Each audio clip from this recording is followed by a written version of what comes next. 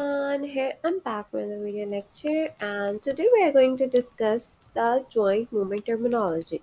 Joint movement terminology is basically a fundamental concepts in human biomechanics and movement science. Okay, so majorly understanding joint movements is important for physical therapists, athletes, and anyone involved in rehabilitation program. Okay, so before starting any other things, we can just understand the how movements are classified based on the anatomical planes and what are the movements including in planes like sagittal plane, frontal plane, transverse plane.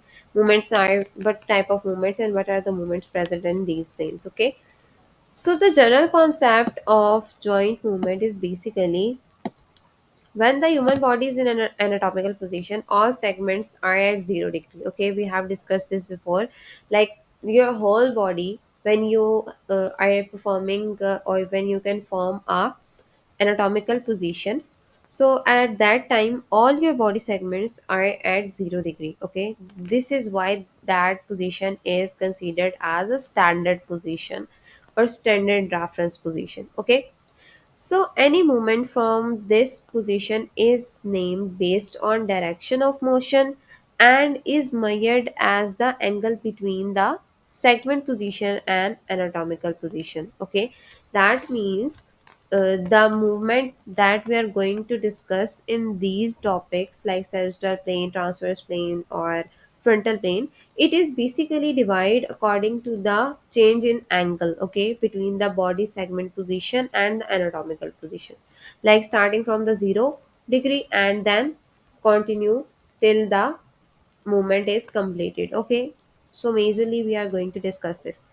So movements occur in different planes of motion, which include discussed as sagittal plane, frontal plane, and transverse plane. Okay, starting from the movements in sagittal plane movements. Okay, sometimes they can call sagittal as well, but majorly this is sagittal plane divides the body into left and right halves. You know that we can divide our body into two parts, left and right. Okay, so movement in this plane majorly flexion, extension, hyperextension, dorsiflexion, and plantar flexion. Okay, we can again we can again revise this: flexion, extension, hyperextension, dorsiflexion, plantar flexion. Flexion is basically the forward rotation of the body segments, such as bending the head, trunk, upper arm, or hip. Okay, we can just discuss this with the help of picture. Okay,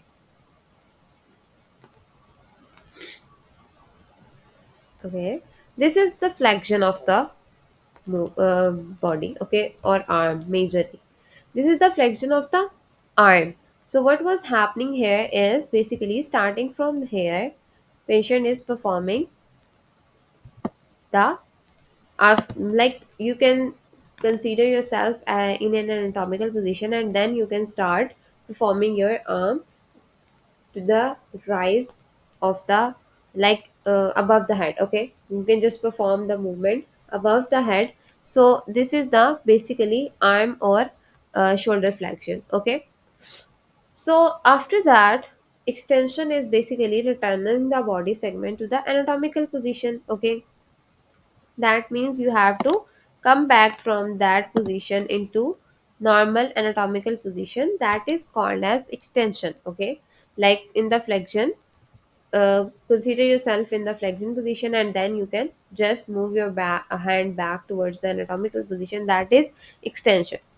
If you can extend this into or increase the range of extension furthermore, so that is basically the hyperextension. Okay, if your movement is beyond the anatomical normal or standard anatomical position, you can easily perform the hyperextension. Okay, third one was the hyperextension. Fourth one was the dorsiflexion. That is, you are going to perform on your foot, like you can see here.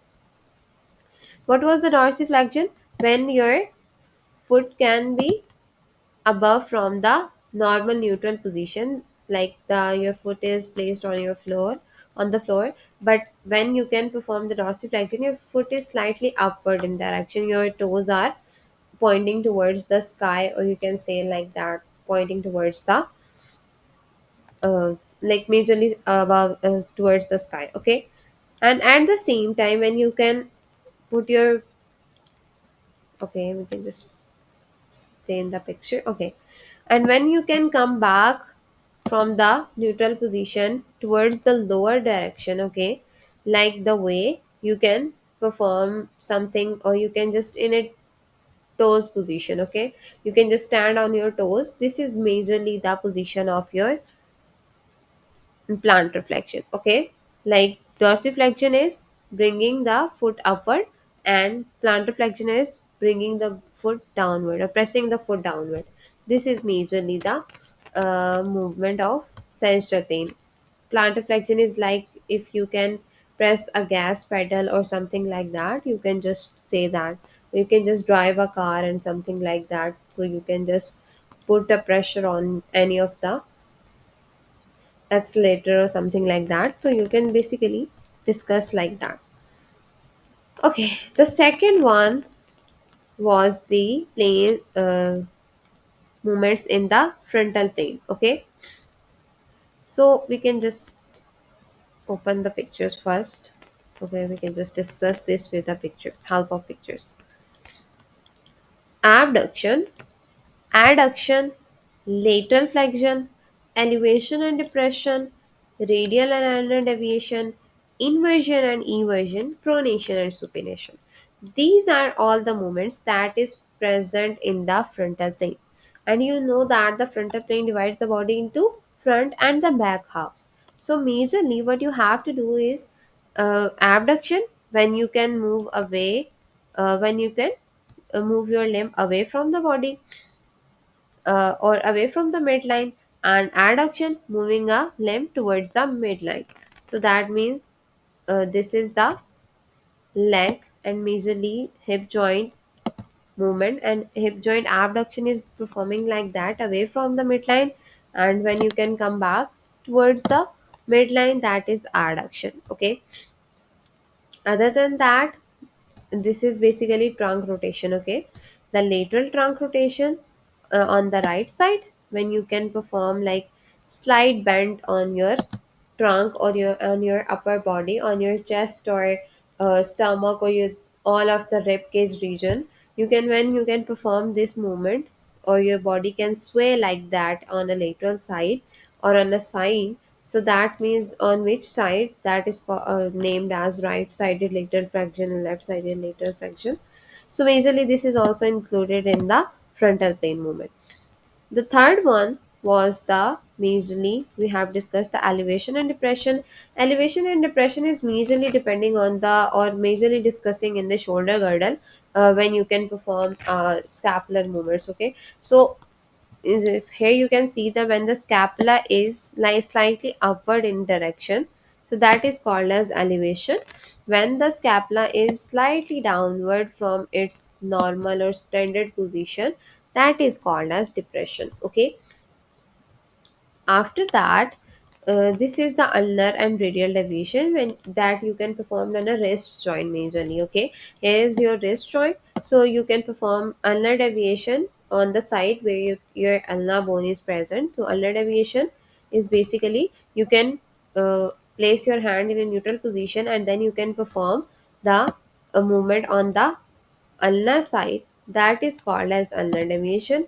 And if you can perform the movement on the radial side or your thumb side, basically that is called as radial deviation. Ulnar deviation is basically the movement on the little finger side, and the thumb is basically on the radial deviation side. So majorly this is performed like that. And after that, eversion, inversions. So eversion is performing like that. You can just place your foot in a neutral position first, and after that you can just rotate the sole of the foot inward, and on the same side, on the opposite side, you can just sorry eversion is basically rotating the sole of the foot outward, and inversion is rotating the sole of the foot inward. Okay, so majorly when you can move inward, so that is inversion. When you can move outward or on the side, on the lateral side, that is called as eversion. Okay, so lateral rotation, medial rotation is same like that. After that, pronation, supination of the hand, you know that pronation, supination of the hand, the foot, basically majorly discussing here, what we are going to discuss here is majorly related to the foot. Okay, so these are the examples of the frontal plane movement. Okay, like lateral rotation, medial rotation, you can just rotate your foot inward, that is called as medial rotation. When you can uh, move your leg outward, that is called as lateral rotation. Okay, so this is the frontal plane movements. So movements in the frontal plane, as we have discussed, is abduction, adduction, elevation, depression, radial, ulnar deviation, inversion, eversion, pronation, supinations, lateral rotation, medial rotations. So majorly these are the ones. After that, the third one was the movements in transverse plane. Okay, you can just scroll it down first. Okay, transverse plane movements. Transverse plane movements majorly includes the divides the body. You know that transverse plane divides the body into top and bottom halves. So rotations are majorly present in this. Sometimes we can discuss the rotations in the frontal plane as well, but these are the small, slight chances of that. Okay, majorly the rotations will be discussed on the transverse plane. Sorry, we have like misinterpret that. I think so. The lateral and medial rotation of the leg is included in the transverse plane movement. Oh yes, transverse plane movement of the leg. Okay, so majorly this is the type of transverse plane movement. Sorry. So what we are going to discuss is left and right, like lateral rotations, medial rotations, and supination, pronation of the hand. Basically, the forearm, horizontal abduction and adduction, all are included in transverse plane. So you know that medial rotation, I have told you that rotating the limb towards the midline, lateral rotation rotating the limb away from the midline, supination is majorly the outward rotation of the forearm, like palm is facing up, that is you are performing a forearm supination. When palm is facing down towards the floor, that is like inward rotation of the forearm.